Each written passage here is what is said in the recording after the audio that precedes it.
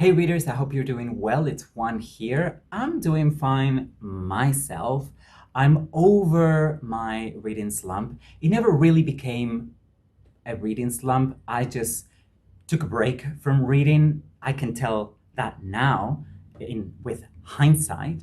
Thank you for everyone who watched my video about it and shared their tips and their experience and encouraged me to read because I think that's what actually got me over it, over my little break. You really made me want to go back to read, and you gave me some ideas because a lot of you said that what you do when you're going through a reading slump or when you want to get over one, want to get back into reading, you read something a little bit lighter, things like that. You all had like different pieces of advice that were all very useful, very interesting to read about. Thank you. So I got over my slump, and I did it by reading a YA novel, but it was an accident. I didn't know the book was YA. So let me get it over and done with, okay? The book that I read, you probably know this if you've looked at the show notes because there's a link to it in case you want to buy it and support my channel. But the book I read is The Absolutely True Diary of a Part-Time Indian. I have the Wikipedia page open in front of me because I was sure I would mangle the title if I didn't read it. Okay, so The Absolutely True Diary of a Part-Time Indian. It's a novel by Sherman Alexie, the American writer Sherman Alexie.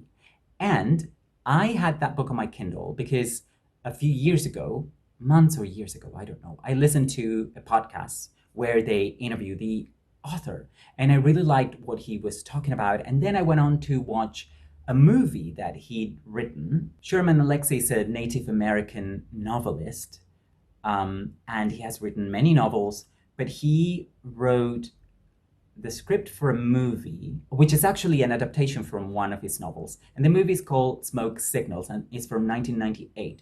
But I watched that after listening to that program, and I really liked it. And I remember then that on the show, on the podcast, he had discussed that novel, The Absolutely True Diary of a Part-Time Indian, which is not the novel that was adapted into that movie, okay? It's something else. But I thought, I enjoyed the movie, and yeah, I'd like to read something by this guy because I really like the dialogue, I really like the style of storytelling and all of that, and I just wanted to see something like that. So I bought the book. I had it on my Kindle for years.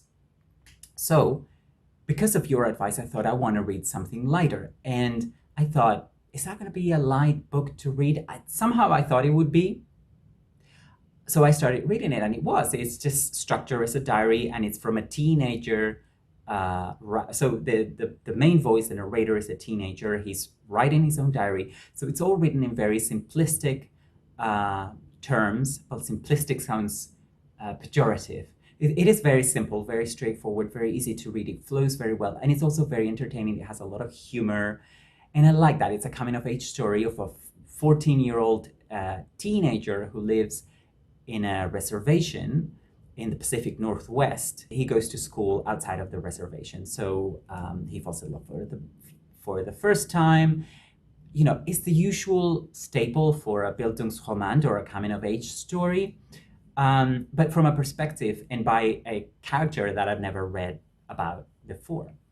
Now, I didn't realize the book was YA. I only found that out when I finished it, and I wanted to read about it, because sometimes I do that. I finish a book and then I read up on it. If it's a book I didn't know before, that's kind of how I usually do it. I read the book and then I find out stuff about it instead of finding stuff about it and then reading it. Don't know why I do that. The fact that the book is YA does not bother me at all. I don't read YA literature in general, but I think one of the characteristics of YA is that the protagonists are teenagers, right? I think that's common in all YA novels, but I could be wrong. Now, I've read novels with teenagers as protagonists, even children as protagonists, like, The Catcher in the Rye, Extremely Loud and Incredibly Close by Jonathan Safran Foer, and I'm sure many others, And those books are not classed as YA. And to me, and I know this is slightly controversial, it's not really controversial, but some people might argue that YA is a literary genre.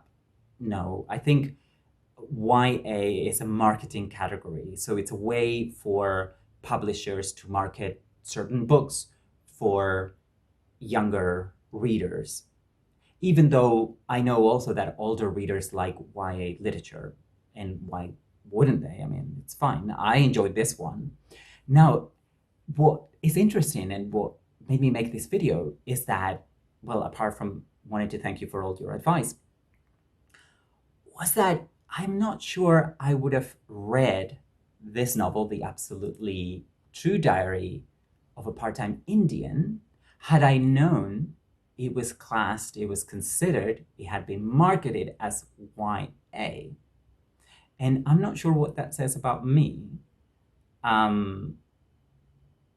But you tell me, do you read YA novels? I'm assuming you're an adult. I made a video yesterday in which I talked about what YouTube tells me about you. And according to the information that YouTube tells me, all my viewers are older than, at least older than 18.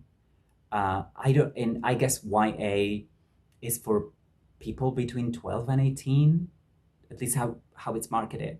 So I know you're not children, so you're adults. Do you read YA? And why do you read it? And do you care about that label? Or you just, if you're interested in a book, you read it regardless of how it's marketed or how it's thought about in the media or by other readers? I don't know. I think this is an interesting topic.